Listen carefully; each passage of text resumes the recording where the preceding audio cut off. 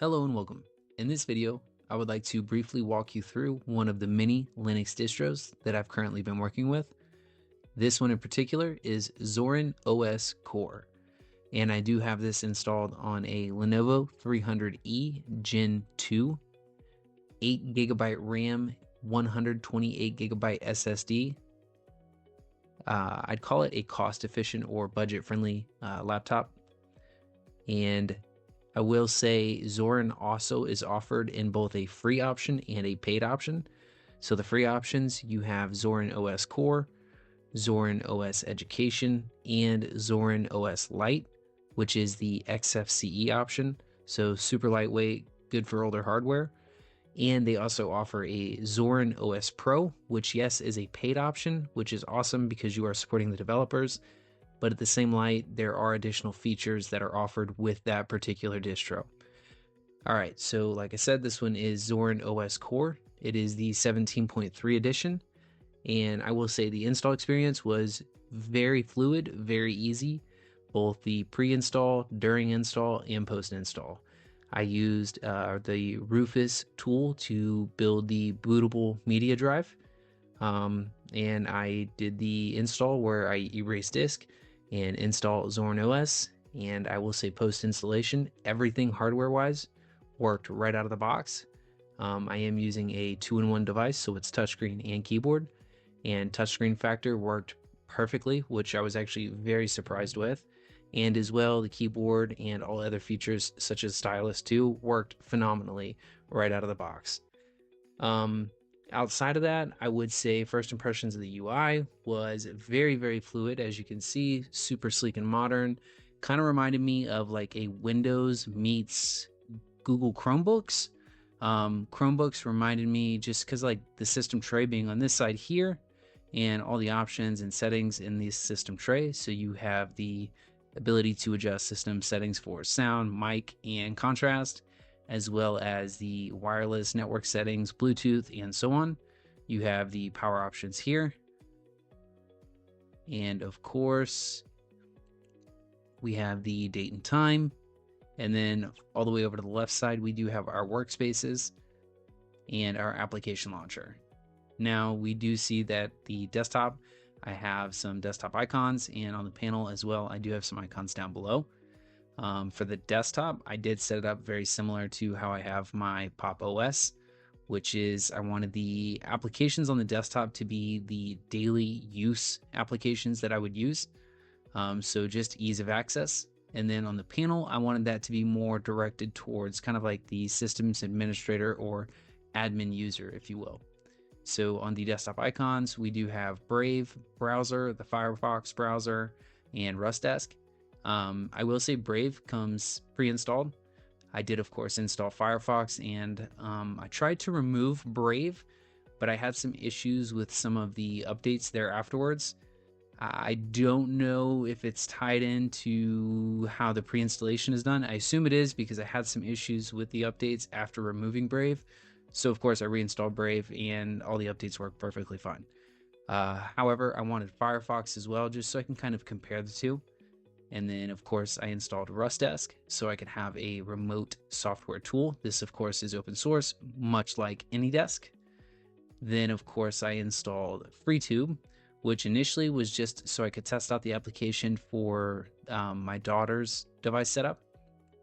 And I actually really liked it because it kind of minimizes all the ads and all that bloat that she would be subjected to. As well, I installed VLC Player because that'll play just about any audio and video file. And then these two other icons here, these are kind of like some labor of love for me, if you will. So I will jump into these. What I wanted is, I actually wanted to install a few games, and those games I like more like retro arcade style games. So I installed Super Tux Kart, Super Tux, and Capman. So of course more like the Linux classic games, if you will. But instead of always coming down to the application launcher and filtering through here to locate the games, I wanted to be able to have one icon on the desktop that would do the same thing essentially. So if we select the Linux Game Hub, boom, we get a pop-up window, and now I can select Super Tux Kart, SuperTux, or Capmin, and we'll just go ahead and click it to show you. And it'll automatically launch one of the games for me. And then we can close this here. And then as well, I wanted to do the same thing for all the office tools that I would use. So I wanted to centrally locate LibreOffice, Ocular, and PDF Arranger. Now, LibreOffice, of course, has all the office tools. Ocular is a PDF reader and viewer, as well as highlighter and annotator. PDF Arranger will actually, of course, allow you to arrange the order of that PDF. So they do offer different features, if you will. And then, of course, just an exit button here so we can close it out. And I will say this was kind of a labor of love, as I stated before, because it took me a little bit to figure out how to do this. So, of course, I thought the idea. Then I had to do some research to figure it out, at which I was able to install a tool called YAD, Yet Another Dialogue Window. And from there, I'm able to build a script, which is the YAD dialog window. And I'm able to essentially build this window in a script and then wrap that script in a desktop launcher, which is what we see here. So this essentially is launching my shell script, which is the YAD window. And likewise here, it's launching the shell script, which is the YAD window. And then, of course, like I said, we can exit and exit here. So I thought that was really cool, something I really wanted to do, and I thought it was neat that I was actually able to do that. Now we'll bring our attention back down to the panel here. And again, like I said, this was more of a focus towards like a systems admin or an admin user.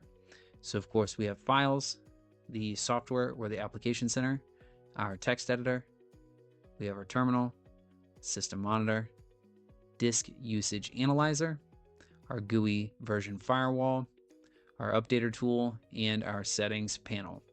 As well, this is the simple screen recorder. So this is the same tool that we were using in our Pop! OS walkthrough to record, well, what you're seeing now.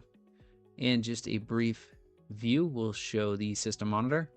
We're not necessarily at idle because of course we're using the screen recording tool, but we are sitting at about 1.7, 1.8 on RAM.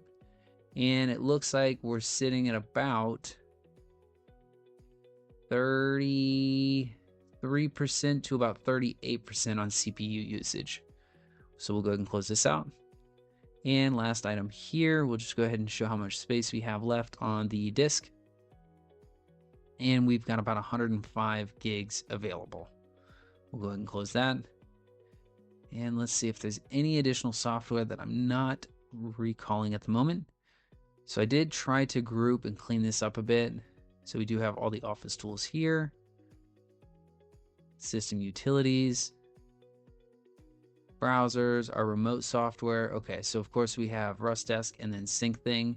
That is on all my Linux, Windows, and Mac devices.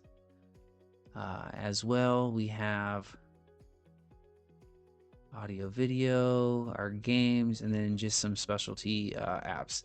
This is just to help me get better at typing, and this one is kind of a neat little tool to lay out or diagram networking. And I will say, I think that's just about it for this distro.